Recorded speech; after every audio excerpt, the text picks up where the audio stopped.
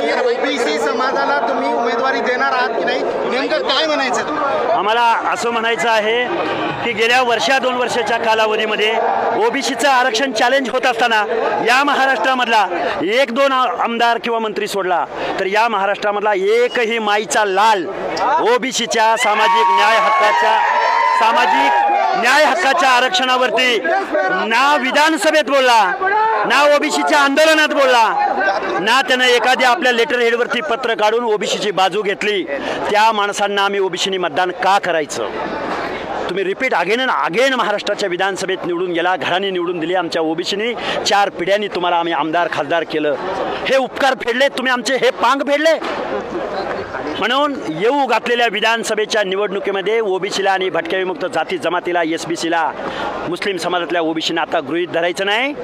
तुम्हाला जर राजकारणाची भाषा कळत असेल, मताची भाषा कळत असेल, एकाही पक्षाचा नेता या महाराष्ट्रामध्ये ओबीसीच्या बाजूने उभं राहायला तयार नाही. हा फुले शाहू आंबेडकरांचा महाराष्ट्र आहे. अरे आम्ही ओबीसीमध्ये जन्म घेतला म्हणून गुन्हा केला का?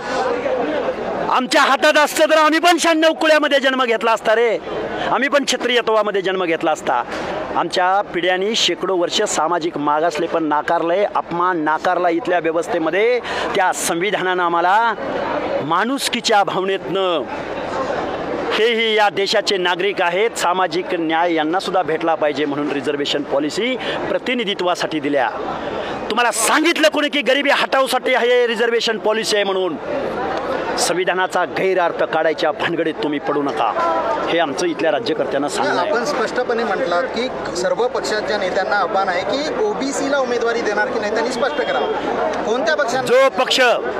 जो पक्ष या महाराष्ट्रामध्ये सर्वात जास्त ओबीसीच्या विचारांच्या माणसांना आम्ही सांगू त्या माणसांना उमेदवारी देईल, त्या पक्षाला इथला ओबीसी मतदान करेल. आम्ही सांगेल त्या.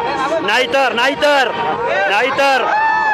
सत्तेतले पक्ष पुन्हा ड्रायव्हरला तिकीट दे, काय बोलतोय ऐका, पुन्हा सांग कामे आणि मान डोलवणाऱ्याला जर तिकीट देणार असतील तर ओबीसी अजिबात हे चालू देणार नाही. कोणत्याही पक्षानं अशी भूमिका घेतली नाही, स्पष्ट केलं नाही निवडणुकांना अगोदर की आम्ही ओबीसीला देणार, तर मग तुम्ही ओबीसी तर्फे उमेदवार उभं टाकणार का? जसं जरांगे पाटील स्पष्टपणे सांगतात की आम्ही मराठीचे उमेदवार देणार. आम्ही ओबीसीचे उमेदवार देणार आणि ओबीसीच्या हक्क अधिकाराची भाषा बोलणारी माणसं या महाराष्ट्राच्या विधानसभेत पाठवणार. महाराष्ट्र कोणाच्या बापाची मक्तेदारी नाही, तर 18 पगड जातीच्या छत्रपती शिवरायांच्या रयतेचं राज्य हे आम्ही येऊ घातलेल्या विधानसभेच्या निवडणुकीत निश्चित दाखवू. होऊ देणार नाही असं तुम्ही सांगितलेलं आहे. शरद पवारांना जर ओबीसीचं दुःख कळालं असतं तर ते 2-4 वेळा देशाचे पंतप्रधान झाले असते असं म्हटलं आपण, काय म्हणत? निश्चित पवार साहेब, तुम्ही फुले शाहू आंबेडकरांचं उठसूट नाव घेता.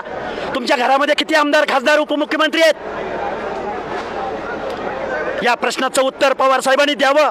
7-8 महिन्यापासून तुम्ही या ओबीसीच्या आरक्षणावर शब्द बोलायला तयार नाही. तुम्ही लोकसभेमध्ये तुम्ही मराठवाड्यामध्ये पोळी शेकून घेतली, भाजून घेतली.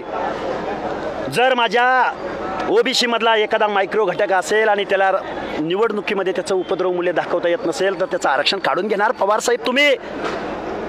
अरे आमचं अंतकरण पवार साहेब तुम्हाला कळलं असतं तर तुम्ही या देशाचे खरोखर 4 वेळा पंतप्रधान झाला असता. अरे दिल्लीवरती लढायचं सोडलं तुम्ही आणि आमच्या 18 पगड जातीच्या मागासवर्गीयाच्या आरक्षणामध्ये घुसायला लागलाय. 96 कुळी म्हणून आमच्या ओबीसीच्या मनामध्ये न्यूनगंडाची भावना निर्माण करताय. आम्ही ओबीसीमध्ये जन्म घेतला म्हणजे गुन्हा केला.